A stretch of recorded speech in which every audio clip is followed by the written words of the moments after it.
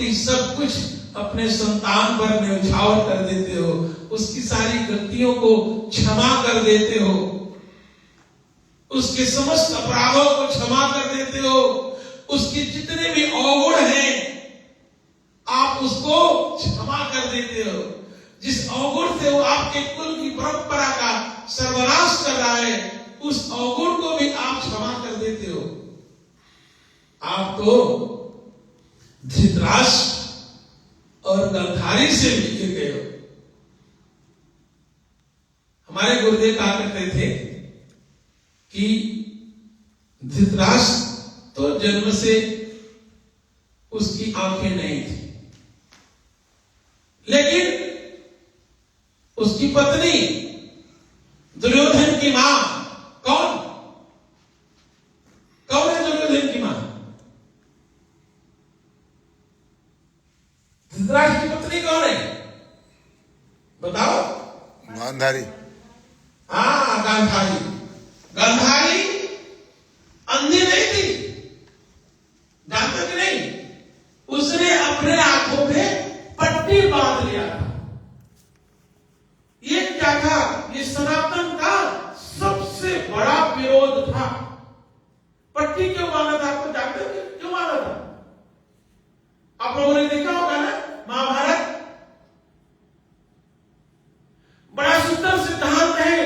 ये घटना यदि याद करोगे तो आपके जीवन के जो बड़े ज्ञान के चक्षु खुल जाएंगे, नेत्र खुल जाएंगे कि गांधारी ने क्यों अपने आंखों को पर पट्टी बांधा था। कितने लोग जानते हैं? बताएंगे कोई? हाँ, देखे सब लोग होंगे, सब लोग देखे होंगे, लेकिन एक दिन वो पट्टी खोलती भी है, खोलती है ना? ये कहानी याद है? खोलती है कि नहीं? कब खोलती है? जब दुर्योधन को उसकी आवश्यकता होती है। हाँ, जब दुर्योधन को अपने पुत्र को शक्ति देने की आवश्यकता होती तब खोलती है कि कहती है बेटा नंगे होकर के मेरे सामने आना।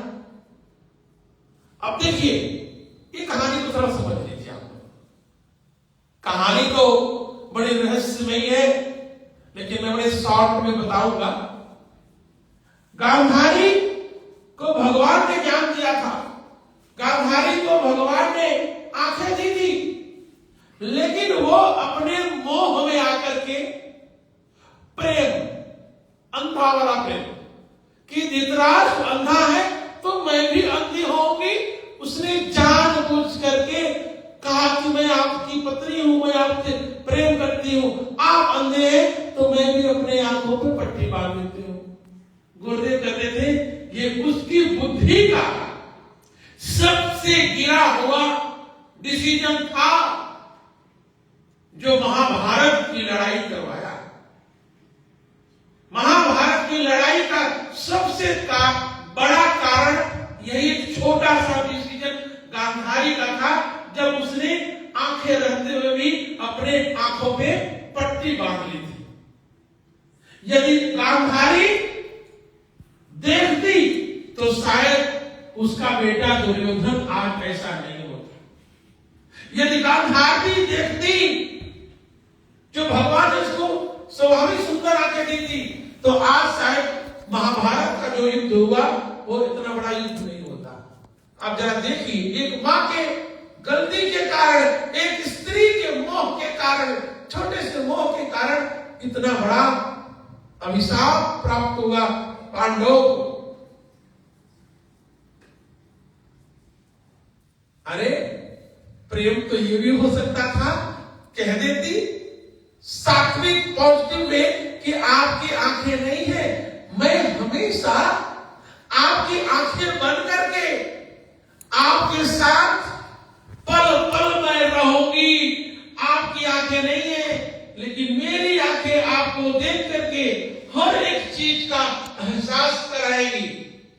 ये भी तो प्रेम हो सकता था कि मैं आपको एक पल के लिए नहीं छोड़ूंगी, क्योंकि आपकी आंखें नहीं है, लेकिन मेरी आंखें संसार को देख करके आपको संसार की प्रत्येक वस्तु का अनुभव करवाएगी। लेकिन उसने क्या किया? अब जिसकी आंखें न हो तो वो देख नहीं सकता। आपकी आंखें नहीं है, आप यहाँ की चीजों को देख नहीं सकते। जो सुनोगे वही मानोगे। जो कोई सुना देगा, कहेगा ये लाल रंग है, आपको मानना पड़ेगा, क्योंकि आप देख नहीं सकते। कोई कहेगा ये लाल नहीं है, ये काला है, आप भ्रमित हो जाओगे कि लाल है कि काला है। आपको डाउट हो जाएगा बड़ी आसानी से। ऐसे ही रहा कि जब उसने अपने आंखों पे पट्टी बांध लिया तो वो उस कुल परंपरा का विनाश का सबसे बड़ा कारण बना। जब वो देखती तो शायद दुर्योधन का पालन पोषण इस प्रकार से नहीं होता। उसके आंखों की पट्टी बांधने के कारण दुर्योधन इस प्रकार से उसका पालन पोषण होगा कि वो महाभारत के युद्ध का एक बहुत बड़ा कारण बना। मैं इसलिए कह रहा हूं कि आज भी वही कारण बन सकता है कि जान करके सब कुछ समझते हुए भी, देखते हुए भी आप ऐसा कार्य न करें कि वो कार्य सनातन का उत्थान तो नहीं कर सकेगा, लेकिन सनातन के पतन का कारण न बने। परमात्मा के लिए शास्त्रों में जो सिद्धांत बताए गए हैं, उनको प्राप्त करने के लिए, उनका चिंतन करने के लिए अपने शास्त्रों की शरण में जाओ। ये जीवन की कोई भी विचारधारा को जानना है तो शास्त्र की शरण में जाओ। और हमारे शास्त्रों में हर एक स्थिति परिस्थिति का बड़े सुंदर ढंग से वर्णन किया गया है, जहां से आप अपने आत्मीय रूप से जुड़ करके अपने जीवन की दिशा का मार्गदर्शन प्राप्त कर सकते हैं। ये सनातन धर्म के सिद्धांत हैं, और जो हमारे सनातन धर्म में जो सिद्धांत नहीं है, मैं उसको बिल्कुल नहीं मानता। जो हमारे भगवान मर्यादा पुरुषोत्तम प्रभु श्री राम ने क्या किया? मर्यादा की रक्षा के लिए, धर्म की रक्षा के लिए, सनातन परंपरा को पुनर्प्रवीण करने के लिए मनुष्य का शरीर धारण किया, और मनुष्य का शरीर धारण करके ही एक मनुष्य की तरह जीवन जी करके सब कुछ दिखाया। हर एक मनुष्य को जीवन जीने का जो मार्गदर्शन प्रस्तुत किया वो श्री रामचरितमानस में, मानस के सिद्धांतों में, मानस की चौपाइयों में, मानस के दोहों में, श्रीमद् भगवद गीता में। यदि जीवन का रास्ता लेना है, जीवन के सिद्धांतों को जानना है, तो शास्त्रों को जानिए। और मैं जो बात कह रहा था, मैं उन सिद्धांतों को नहीं मानता जो हमारे सनातन के सिद्धांतों में नहीं है। हमारे सनातन के सिद्धांतों में ये नहीं है। हम तो सनातनी हैं, हम सनातन के सिद्धांतों को मानेंगे। हम अपने पिता को प्रतिदिन उसकी पूजा करेंगे, हम प्रतिदिन उसका सम्मान करेंगे। हम एक दिन क्यों करें भाई? क्यों करें एक दिन? एक दिन करके मैं प्रतिदिन वाला अपमान करूंगा? हम तो प्रतिदिन करेंगे। हम तो अपने पिता को प्रतिदिन प्रणाम करेंगे। आत्मा जाए थे पुत्र, मेरे पिता के द्वारा मेरे शरीर का निर्माण हुआ है। ये सनातन का सिद्धांत कहता है, आत्मा जाए थे पुत्र, मेरे पिता ने, मेरे पिता से, ये चाहे शरीर स्त्री का हो चाहे पुरुष का हो, ये दोनों के लिए। ये फादर दास ये नहीं कि फादर के लिए, सिर्फ पुत्र के लिए, पुत्री के लिए भी, क्योंकि पिता की आत्मा से शरीर का निर्माण जो होता है, चाहे वो स्त्री की शरीर का हो चाहे पुरुष की शरीर का निर्माण हो, वो पिता के आत्मा के द्वारा होता है। आत्मा का स्वरूप होता है संतान। तो प्रत्येक संतान चाहे वो स्त्री हो या पुरुष हो, उसका ये धर्म बनता है अपने पिता के प्रति सम्मान करना, अपने पिता को सम्मानित दृष्टि से देखना। और सबसे बड़ा सम्मान क्या है पता है? हमारे गुरु जी कहानी सुनाते थे। यही कहानी सुनाकर के मैं वाणी को विराम देता हूं। एक बार एक शिष्य और गुरु एक कुटिया में सोए थे। ध्यान से सुनना, छोटी सी कहानी है। एक बार एक शिष्य और गुरु एक कुटिया में सोए थे और रात को बारिश होने लगी। अब पहले फूस की कुटिया होती थी, घास की, सरपत के घास की बनाते थे और कई वर्षों तक जंगलों में ऋषि लोग, संत लोग उसी कुटिया में रहते थे, उसी में साधना करते थे, उसी में जीवन जीते थे। और जब कोई शिष्य आ जाता था तो वो भी वही पड़ जाता था जमीन पर, कहते जाओ बेटा। तो रात को बारिश हो रही थी, बारिश हो रही थी और कुटिया में एक जगह जहां गुरु जी सोए थे ठीक ऊपर एक छोटा सा होल हो गया था, जिससे बूंद बूंद पानी गिर रहा था और सीधा गुरु जी के ऊपर गिर रहा था। बूंद बूंद पानी गिर रहा था, गुरु जी कैसे सो पाए? और गुरु जी उठ करके बैठ गए। अब क्या करें, पानी गिर रहा है। खड़े होकर के देखा तो कुटिया का भाग थोड़ा बहुत ऊपर था, क्योंकि कुटिया ऐसे बनती है, ऐसे, तो वो भाग ऊपर था। गुरु जी ने प्रयास किया हाथ से छूने का, लेकिन नहीं छू पाए, तो बैठ गए। इतने में बगल में शिष्य सोया था। शिष्य भी जाग गया, देखा गुरु जी कुछ उठ रहे हैं, बैठ रहे हैं, जाग गया। जागने के बाद पूछा गुरु जी क्या हुआ? तो देखा गुरु जी पानी से भीगे हुए थे पूरा शरीर, क्योंकि बूंद बूंद पानी गिरते गिरते पूरा शरीर भीग गया था। तो गुरु जी ने कहा बेटा तू उठ ही गया है तो आ, मैं तुझे अपने कंधे पे उठा लेता हूं। तू जहां से पानी गिर रहा है वहां से थोड़ा सा वो सरपत को ठीक कर दे, ताकि जहां से पानी गिर रहा है वो पानी न गिरे और पानी को एक ढाल दे दे, तो कुटिया में पानी जो आ रहा है वो बंद हो जाएगा और हम लोग आराम से सो पाएंगे। शिष्य ने कहा नहीं गुरु जी, मैं आपके कंधे में नहीं बैठूंगा, मैं अपना पैर आपके कंधे पर रखूं। नहीं नहीं नहीं, ऐसा नहीं होगा। तो गुरु जी मुस्कुराए। अब गुरु तो करुणा निधान होते हैं। कहा बेटा कोई बात नहीं, तू मेरा बेटा ही है, मेरा पुत्र ही है। मेरे कंधे पे पैर रख के मैं तेरे को उठा लेता हूं, ठीक कर दे, हम दोनों सो जाएंगे। कहा ना गुरु जी, ये तो बहुत बड़ा पाप होगा कि गुरु के ऊपर पैर रखना। ना ना ना, मैं ये अपराध नहीं करूंगा, आप मेरे गुरु हो, मैं आपके सिर के ऊपर आपके कंधे पे पैर नहीं रखूंगा। तो गुरु जी सोचा कि ये भाव में कह रहा है। कब गुरु जी कहा ठीक है बेटा, लेकिन जब गुरु स्वयं कह रहा है आजा रख दे, ठीक कर देते, हम दोनों सो जाएंगे, नहीं तो रात भर बैठे रहेंगे।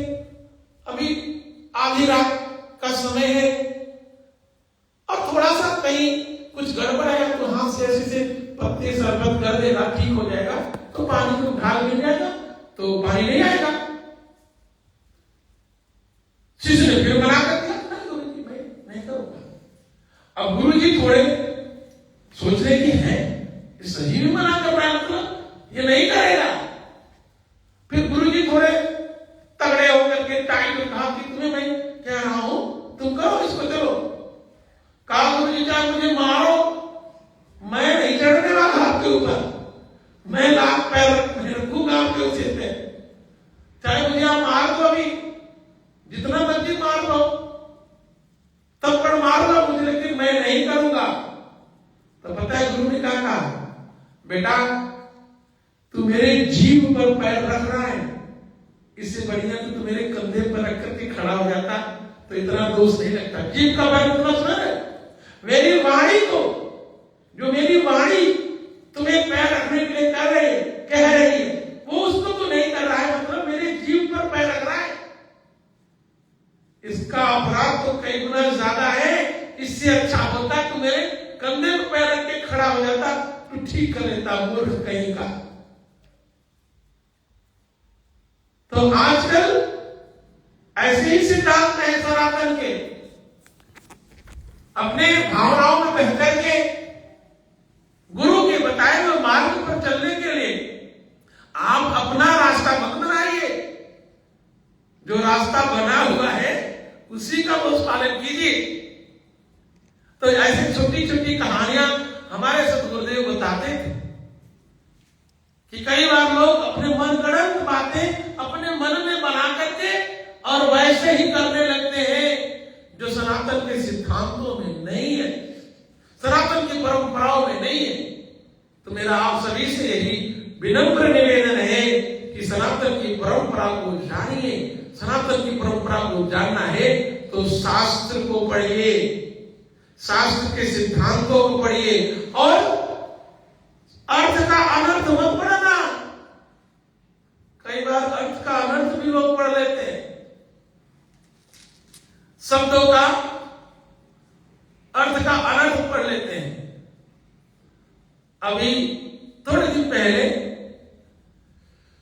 कुछ लोग रामायण की चौपाई गा रहे थे, तो उसमें एक हमारे यहां धुन है, मगन भय तुलसी राम गुण गाय, हरि गुण गाय ना, राम गुण गाय के हरि गुण गाय के। ये कोई बात बता रहा हूं, और उसमें लास्ट में ऐसे कुछ शब्द आते हैं, ऐसे अलग अलग चार चार पंक्तिबद्ध हमारे रामायण मार्ग गुरु जैसे गाते थे। तो उसमें मैं एक ऐसे ही शब्द पाया, तो मुझे ऐसी बातें याद आ गई। शब्द क्या पाया, अंतिम लाइन थी उसका कि साधु चले भुइया भुइया, है ना, साधु चले भुइया भुइया, चीटियां बजा के, चीटी को चिवटियां, जैसे चिवटी बोलते हैं हमारे यहां, चुटियां, चुटियां भी कह देते हैं, तो बचाए थे। तो मैंने जो किताब सामने रखी थी उसमें मैंने देखा, उसमें चूतिया लिखा, एक किताब में नहीं, चीटियां को चूतिया लिखा, और हमारे यहां ये गाली है। जब मैं देखा तो हंसा भी और दुख भी हुआ। हालांकि मैंने बता दिया, सब लोगों ने मान लिया, लेकिन जो हिंदी पढ़ने वाला नया नया व्यक्ति होगा उसको वो चूतिया ही पढ़ेगा, क्योंकि वो भी नया नया हिंदी सीखा है बेचारा, और वो बहुत बड़ी गाली है। जिसने लिखा, जिसने बनाया, किसी ने देखा, अरे किसी विद्वान को तो दिखा दो, किसी व्यक्ति से पढ़ा दो, लेकिन ये नहीं करता है। हिंदू में सबसे बड़ी कमी है, किसी व्यक्ति से पूछने में पेट में दर्द आता है। अरे कुछ अच्छी चीजें जानना है तो पूछो, कुछ सीखना है तो पूछने में क्या अर्थ है भैया। लेकिन हाँ, हमारे यहाँ कुछ महान विद्वानों ने पूछने पे बड़े क्रोधित हो जाते हैं। हमारे गुरुदेव कहते थे, तुम मुझसे जितनी बार पूछोगे मैं उससे उतनी गुना तुम्हारे ऊपर प्रसन्न होगा। समझ रहे हो? एक संत, एक ऋषि से तुम जितनी बार पूछोगे, अब ऐसा पूछना नहीं कि रोज मुझे इरिटेट करना शुरू कर दो, रोज आकर के 5 लिस्ट बना करके दो, गुरु जी ये बताओ। ऐसे भी लोग हैं जो बताओगे फिर वही चीज पूछेंगे, घूम फिर के वही, और पूछ लेंगे, मानेंगे कुछ नहीं। तो ऐसे भी पूछना नहीं है। पूछने का मतलब श्रद्धावान लगते क्या, अरे पूछ लो। हम भी आज कुछ लिखते हैं ना, तो 2 लोगों को मैं कम से कम प्रूफ रीडिंग कराता हूं। जब मैं कुछ लिखता हूं, हमारी डिवाइन लेडीज मंथली मैगजीन निकलती है, 5000 लोग पढ़ते हैं इसको, एवरी मंथ निकलती है, मंथली मैगजीन है, उसका मैं को-एडिटर हूं। एक बार नहीं, 3 बार लोग उसको पढ़ते हैं, बड़े बड़े विद्वान आचार्य लोग पढ़ करके तब जाकर के हम उसको उसको पब्लिश करते हैं। शब्द ब्रह्म, हमारे शब्द को ब्रह्म कहा। ब्रह्म परमात्मा को कहा कि वो शब्द है, जो शब्द है वही ब्रह्म का स्वरूप है। और शब्द ही अपशब्द हो जाए तो ये तो ब्रह्म हत्या के बराबर हुआ। ऐसे बड़े छोटे छोटे सिद्धांत है। आजकल तो कोई भी व्यक्ति सीखना नहीं चाहता, कोई व्यक्ति कुछ जानना नहीं चाहता। हमारे 2 आचार्य यहाँ पे हैं विद्वान, यहाँ रहते फुल टाइम रहते हैं। मैंने कभी किसी को नहीं देखा तोरी काटते हुए देखा, जितना मर्जी तोरी काट लेंगे। मैंने कभी नहीं देखा कि किताब लेकर के कोई आया हो, कोई गीता पढ़ रहा हो कि आचार्य जी मुझे थोड़ा गीता सिखा दो। ये थोड़ी सी कड़वी बात है लेकिन सच्चाई की बात करो। कभी नहीं देखा कि कोई लाइब्रेरी में बैठा है रामायण लेकर के कि ये मुझे थोड़ा चौपाई सिखा दो। कितने लोग हैं? अरे उसकी कोई फीस नहीं है, पैसा नहीं है, समय नहीं है। जब भी समय आप लेकर के आओ, सीखो कुछ, जानो कुछ, पढ़ो कुछ। लेकिन ना, सब विद्वान है, महाविद्वान है, महापंडित है। तो अब तो कई बार हमें भी, मैं उसे डरता नहीं, आप अपने घर बैठे रहो। मैं एक सनातन ऋषि हूं, सिद्धांत को जीवित करने वाला व्यक्ति हूं। लेकिन सनातन का सिद्धांत ये नहीं है। हमारे यहां ज्ञान गुरु के चरणों में बैठ करके लिया जाता है, संत चरणों में बैठ करके लिया जाता है। हम लोग एक परंपरावादी संत हैं, कई हजारों वर्ष की परंपरा जो ब्रह्मर्षियों की चली आ रही है, आज गुरुओं की चली आ रही है, उस परंपरा के संत है। हम कोई बात ये नहीं कहेंगे। अभी मुरारी बापू जो बहुत बड़े कथावाचक हैं, उन्होंने इसी हफ्ते 10 तारीख को उनकी पत्नी का देहांत होगा। 12 तारीख को जून को पहुंच गए राम काशी में कथा करने के लिए। हमारे सारे संतों ने उसका खंडन किया कि तुम एक गृहस्थ संत हो, बड़े तुम विश्व विख्यात संत हो, कोई बात नहीं है। संत तो वो होता है जो सन्यासी होता है। और जिसके घर में कोई मृत्यु हुई है, तुम्हारी पत्नी की मृत्यु हुई है, सूतक लगा हुआ है, और सूतक में जाकर तुम काशी विश्वनाथ जी का दर्शन कर रहे हो। सारे संतों ने विरोध किया, हमने भी विरोध किया कि जिसके घर में सूतक हुआ है 10 दिन का, और वो जाकर के हमारे ज्योतिर्लिंग जो हमारे भगवान विश्वेश्वर विश्वनाथ जी भगवान है, उनको दर्शन कर रहा है, उनका स्पर्श कर रहा है, उनका पूजन कर रहा है। ये सनातन के सिद्धांतों के विरुद्ध है। और कितने चाटुकार लोग उसी की चटनी लगा रहे हैं, उनका तलवा चाट रहे हैं। हमें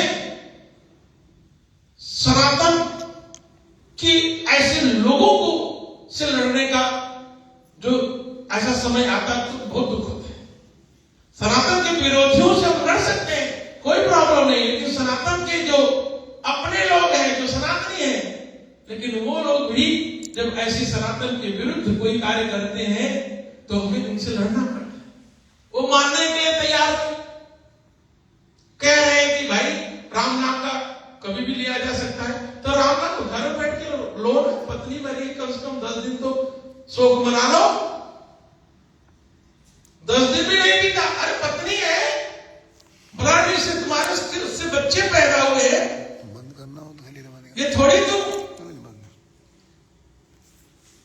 सोच लो कि अभी 3 दिन भी नहीं हुआ और कोई। हमारे यहां ये जो उत्तर क्रिया होती है ना, उत्तर क्रिया कहते हैं इसको, उसमें ये जब तक घर की शुद्धि नहीं होती तब तक ऐसे देवताओं का स्पर्श नहीं किया जाता, देवताओं का पूजन नहीं किया जाता। उस दिन 10 दिन 10 गात्र पिंडदान ये सब होता है, घर की शुद्धि होती है, सब पंच देवताओं का पूजन होता है, ब्राह्मण भोजन करा करके फिर हमारे सिद्धांत ये सनातन के सिद्धांत है, वैष्णव के सिद्धांत है। इसके विरुद्ध कोई करेगा। और ऐसी कई बार उन्होंने 1-2 चीजें पहले भी की, और संतों ने कोरोना काल में मौला मेरे ऐसे गाना मंच से गाते थे, हम लोगों ने विरोध किया, बंद करना पड़ा, माफी मांगे। अरे जब कोई सनातनी आएगा बोलेगा तब तो सनातन का ऐसे पालन होगा। ठीक है, तुम विश्वास संत शिरोमणि हो, हम आपका सम्मान करते हैं, लेकिन सनातन के खिलाफ कुछ करोगे, हम चुप बैठने वाले नहीं है, हम आपका पुरजोर विरोध करेंगे। और वही आकर के बताए कि सनातन का सिद्धांत ये है कि नहीं है। तो ऐसे हम सनातनी हैं, ऐसे हम ऋषि परंपरा में, ऐसे हम संत परंपरा में हैं। हम धन्यवाद, साधुवाद बहुत ही बार बार प्रणाम सत गुरुदेव भगवान को करते हैं, जिन्होंने इस संत परंपरा से इस जीवन को 25 वर्षों से लगभग इसको ओतप्रोत कर रहे हैं। और ऐसे ही उनकी कृपा, उनकी ज्ञान की वर्षा इस शरीर पर होती रहे, ताकि सनातन के सिद्धांतों को हम स्वयं समझें और समाज को समझाने का प्रयास करें। इन शब्दों के साथ एक बार पुनः आप सभी को फादर डे की बहुत बहुत शुभकामनाएं, मंगल कामनाएं। आप स्वस्थ रहो, आप सभी के संतान स्वस्थ रहे, आप दोनों में प्रेम इसी प्रकार से बना रहे, ताकि आप भगवत प्रेम की ओर भी आगे बढ़ो। यही आप लोगों के लिए मंगल कामना है, यही आप लोगों के लिए शुभकामना है। Happy father's day. जय श्री राम। बोले श्याम रामचंद्र भगवान जय। आयु भगवान की आरती करते हैं, खड़े रहे सभी। ओम नमो भगवते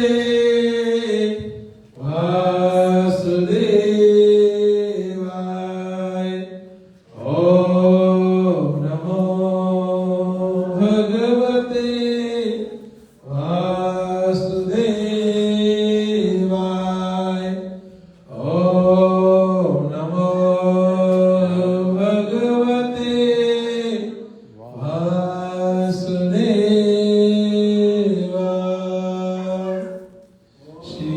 सीताराम सीताराम सीताराम जय सीताराम।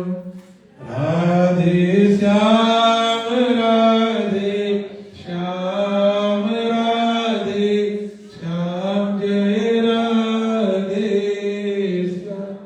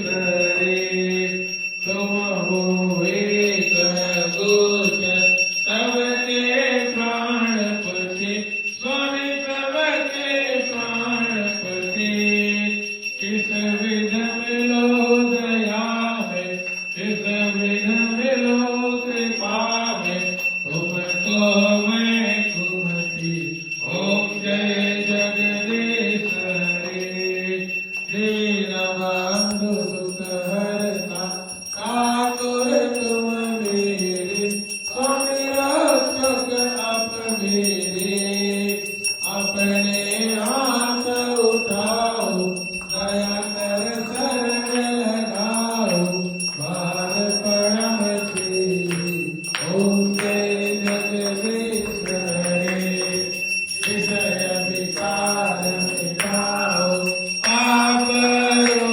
देवा स्वामी करो देवा शरणा भक्ति बढ़ाओ शरणा प्रेम बढ़ाओ संतन की सेवा ओम जय जगदीश हरे तन मन धन सब कुछ है तेरा स्वामी सब कुछ है तेरा तेरा तुझको अर्पण तेरा तुझको समर्पण आवाज़ें बिना ओम जय जगदीश हरे किसी सारा दुनियार जो कोई न गावे स्वामी प्रेम सहित गावे पाद शिवानंद स्वामी भजन हरे हरे भगवान चित फल पावे ओम जय जगदीश हरे ओम जय जगदीश हरे स्वामी जय जगन्नाथ हरे स्वामी जय राधे श्याम हरे सात जनों के संकट सात जनों के अवगुण भक्ति वाला दूर करी ओम जय जगदीश हरे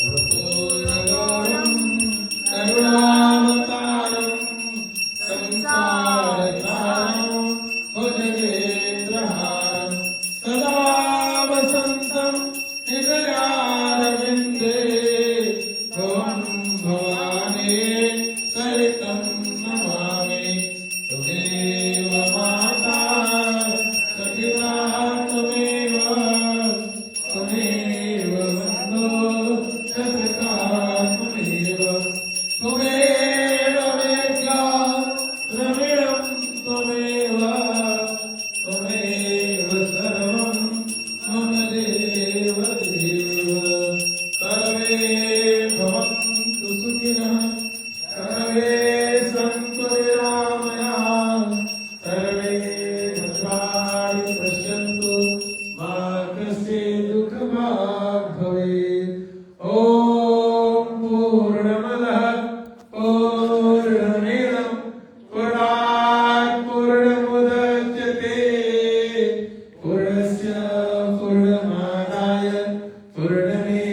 पूर्णमेवावशिष्यते ॐ शान्ति शान्ति शान्ति बोले श्यावर रामचंद्र भगवान की जय उमापति महादेव की श्री गणेश भगवान की श्री शंकर मोचन हनुमान जी महाराज की जय माँ जगज्जननी वैष्णवी मैया के श्री राधे कृष्ण भगवान के श्री शुक्रदेव भगवान के धर्म के जय हो अधर्म का नाश प्राणियों में विश्व का कल्याण गौ माता के श्री गंगा मैया के श्री गीता माता के श्री गायत्री माता के श्री सत्य सनातन धर्म के ओम नमः पार्वती पते हर हर महादेव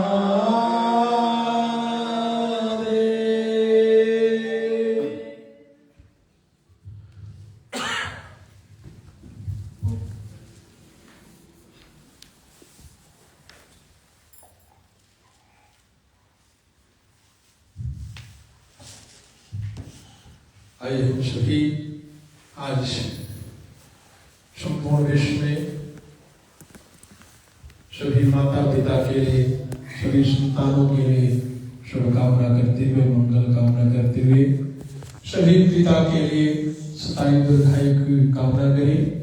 अभी सभी संतानों के लिए, पुत्रियों के लिए भगवान शुद्धि ज्ञान दे, भक्ति दे, श्रद्धा दे, प्रेम दे, सेवा दे, शक्ति दे, स्वाध्याय दे, ये शुभकामना करते हुए प्रभु श्री राम के चरणों का ध्यान एवं श्री राम जी की स्तुति करेंगे। श्री रामचंद्र कृपाल भजवन हर भव भय दारुणं नवकंचलोचन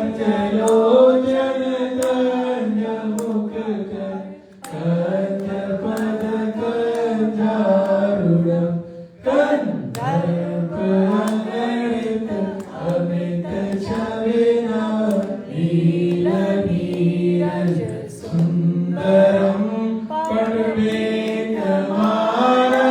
तड़ित रुचि सुचि नवमे जनक सुतावरं मयूरीन मनुदिनेश दानव दैत्यवंश निकंदनम् रघुनंदन आनंद कंद कौशल जनक दशरथ नंदनम् श्री मुकुट कुंडल तिलक चारु उदार अंग विभूषणम् आजानुभुज सर चापधरम् कामजित कर दूषणम् इति वदति तुलसी दास शंकर शीश मुनि मनरंजनम् मम हृदय कांज निवास कुरुका मादिकल जल कंचनम् मनुजाई नाचो विलई सोवर सहज सुंदर सावरो करुणा निधान सुजानशील स्नेह जानत रावरु भाग्य गोरी शीश सुन से सहित हर्षितले तुलसी भवानी पूज पुनि पुनि मुदित मन मंदिर करी ज्ञान गोरे को सुन सिय हर सुन जाय कहे मंगल मंगल मूल मंगल फरकन लगे सियावर राम जय जय राम मेरे प्रभु राम जय जय राम सियावर राम जय जय राम मेरे प्रभु राम जय जय राम मेरे वनवसियो सीताराम मेरे वनवसियो राधेश्याम।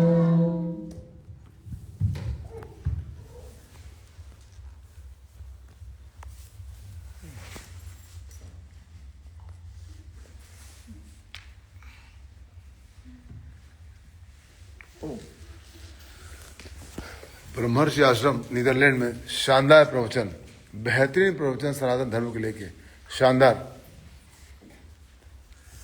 पूरे विश्व में जन जागरण का जो कार्य कर रहे हैं स्वामी जी, अद्भुत कार्य कर रहे हैं। जो सुंदर प्रवचन इन्होंने किया, बेहतरीन, यानी कई इन्होंने आज की तारीख कई समस्याओं को भी टच किया। फादर्स डे के बारे में जो अपना दृष्टिकोण था सनातनता का, वो भी उन्होंने दृष्टिकोण किया। मतलब बहुत बढ़िया, बहुत शानदार। ऐसे महापुरुष, ऐसे स्वामी पूरे दुनिया में रहेंगे, सनातन धर्म के साथ साथ संपूर्ण परिवार भी खुशहाल रहेगा।